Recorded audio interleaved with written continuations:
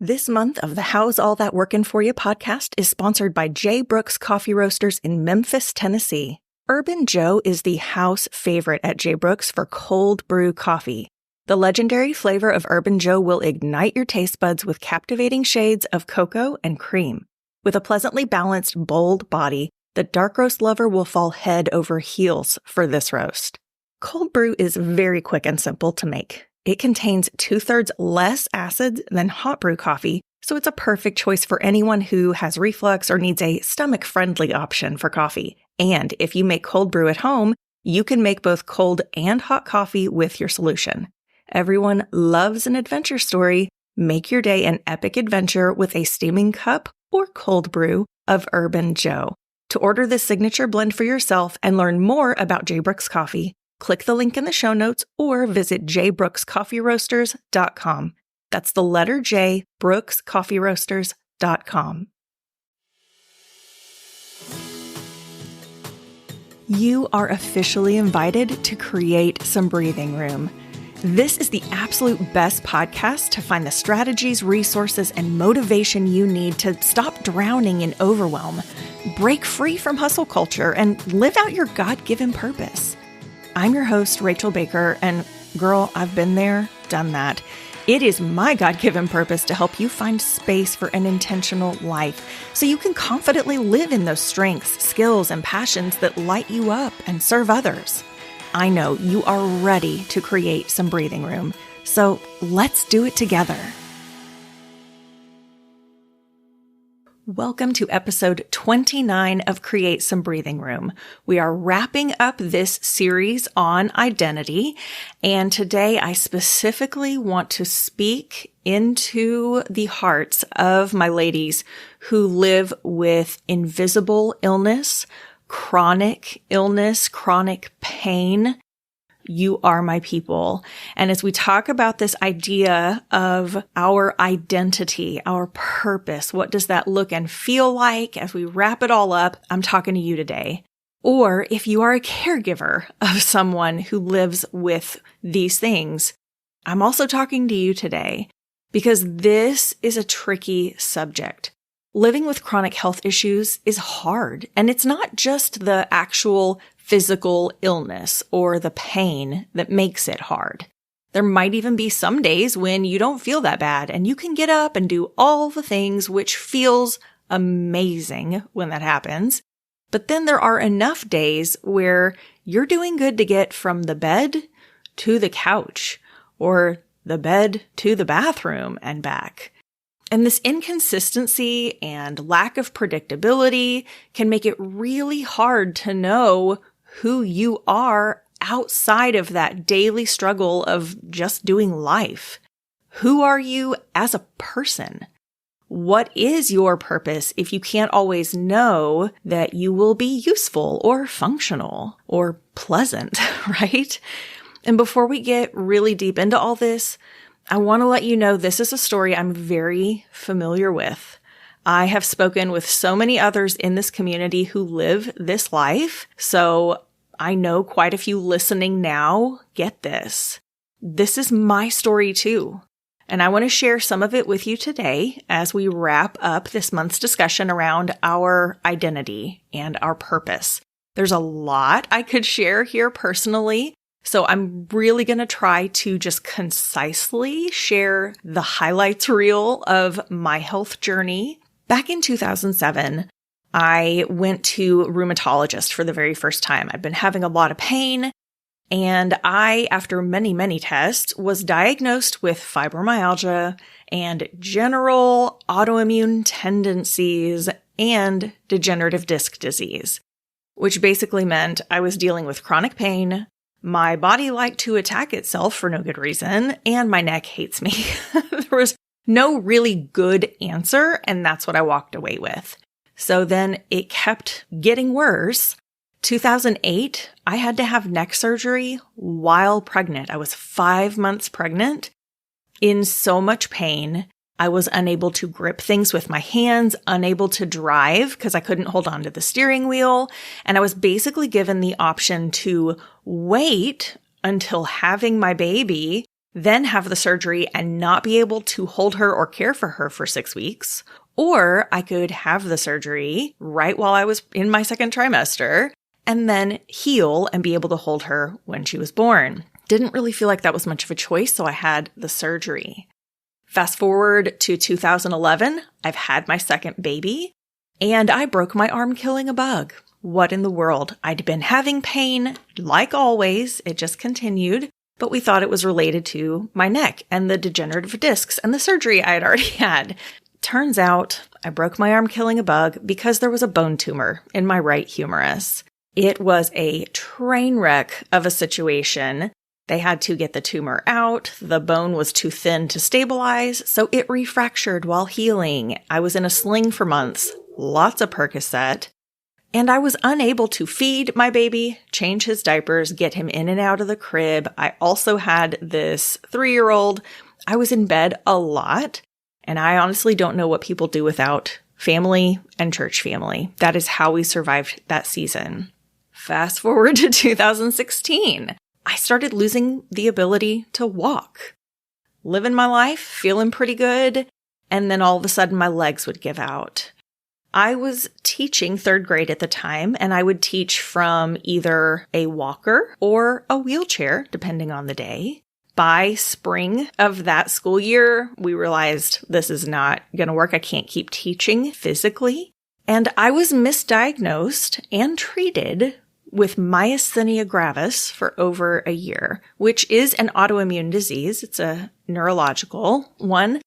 That's what they thought I had. But then we found out in the summer of 2018, we went to another specialist in a different state and discovered it wasn't myasthenia gravis. My neck had never fully healed or consolidated with the fusion that I had 10 years previously. And so my neck was unstable. And that's why I kept losing the ability to walk. So I had a second neck surgery. Same location, still a fusion, but it was 10 years after the fact in December of 2018.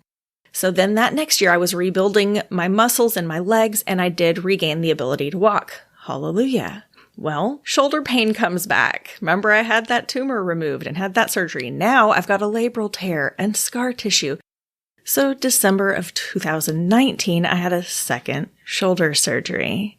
Still in my 30s at this point.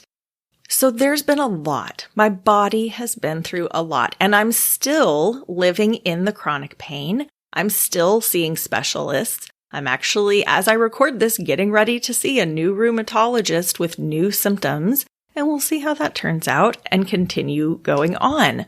But there are some things, after living through all these things and still being in this life, there are a few things around this idea of identity and purpose that I want to share with you that it's taken me years to realize, and I don't want it to take you that long. And if you are living with someone or have someone in your life who lives with chronic health issues or pain, I want you to know this too. I want you to hear that living with chronic pain and illness requires an insane amount of strength and resilience. So if this is you, if you are fighting this battle, take a moment, please, to recognize your daily achievements, no matter how small they may seem. Literally, if you woke up today and got out of bed, way to go! Give yourself some credit. You're doing a lot. You're doing all that you can. Celebrate your ability to keep going despite the challenges that you're facing. The fact that you are still going, that's celebration enough. I recently created a journal for this very purpose. I got tired of making to-do lists. I want to make ta-da lists. You know, like the ta-da. That's the list I want to make. And even if my list says, woke up this morning, took my meds, had some breakfast, texted a friend.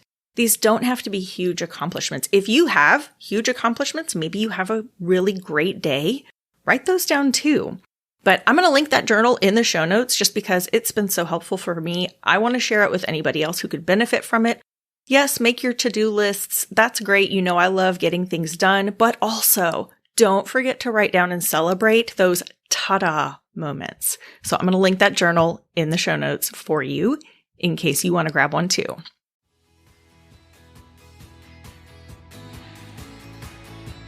Hey, it's Rachel, your go-to encourager and coach. I know you love our podcast talks, but imagine taking that connection to the next level in person. I'm more than a clarity coach. I'm someone who's been in the trenches, juggling all the things. I get it. I've danced with chaos, overloaded schedules, and the struggle to prioritize self-care. But I found the rhythm, and I've got the strategies to help your ladies create some breathing room. So if you're organizing an event, whether it's a conference, church gathering, or retreat, and you want a speaker who brings humor, real talk, and a dose of inspiration, I'm your girl. Let's chat about making your event a memorable one. Visit racheldbaker.com/speaking. That's racheldbaker.com/speaking. I can't wait to connect.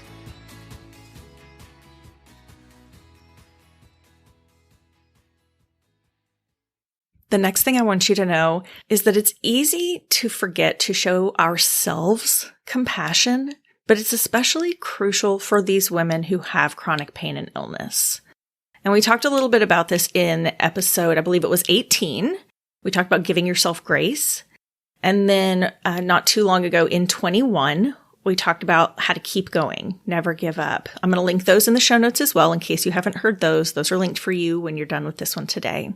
But I think it's so easy for negative soundtracks to really take over when you are fighting your own body every day. It can get so overwhelming. And so it's important to be kind to yourself. Treat yourself with the same love and compassion that you would show to other people. I want you to remember that self-compassion, self-care, that's not a selfish thing. It's necessary for your well-being. And it's going to empower you to better care for others and to better love others when you are kind to yourself first. And the last main thing I want to make sure you know is it can be really easy to become consumed by the physical limitations and the demands of your body. But it's important to take time to explore your passions and your interests and your values. This was something that was really epic for me. I would say in 2018, 2019, when I was still trying to regain the ability to walk and figure out, what am I even doing? What is my purpose? Who am I? You can reconnect with aspects of yourself that go beyond your health challenges.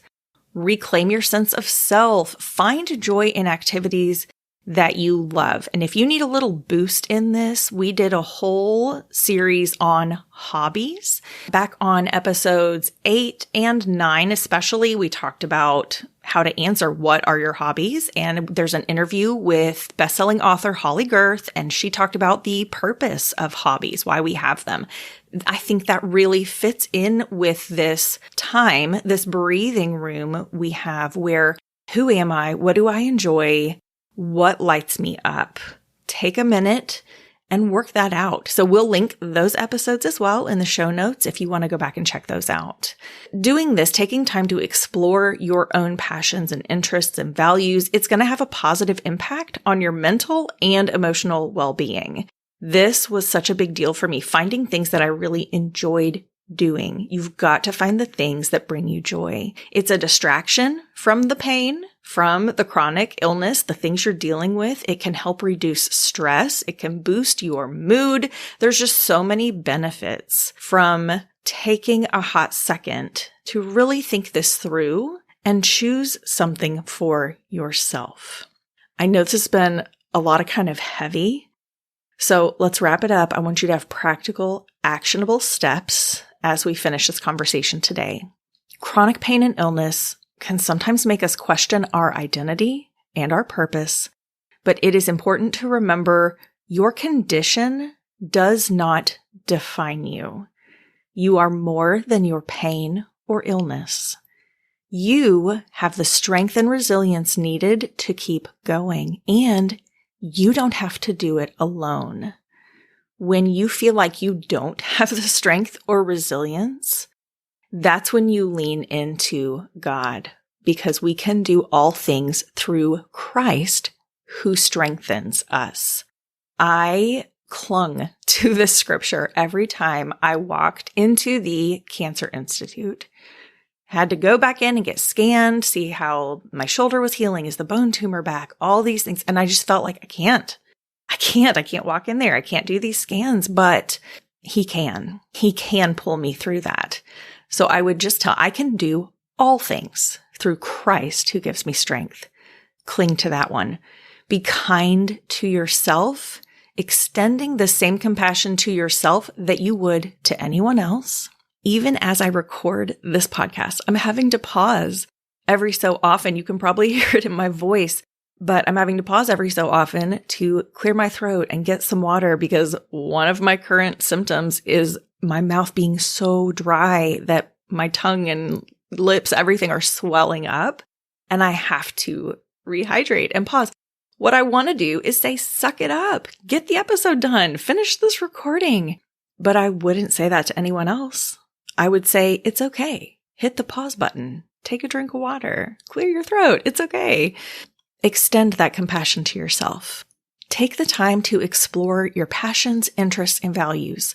Discover what truly brings you joy and fulfillment. And if you're part of a group who could benefit from this message or one similar to this, I would love to come and share it with them. Speaking to groups of women and building relationships is one of my absolute favorite things to do. So if you'd like to have me come and speak to your ladies, there's a link in the show notes you can click to reach out to me. Let me know who you are, what you want to hear more about. Or you can send me the information over at racheldbaker.com/speaking. Thanks so much for listening today. Be sure to check the show notes to get links for all the resources mentioned in this episode. As always, your reviews make such a difference, so thank you for taking the time to leave those for us. Your ratings and thoughts mean so much. I love reading each and every one. As we wrap up today, please remember, life can feel crazy and overwhelming sometimes, but you will never regret taking the time to create some breathing room.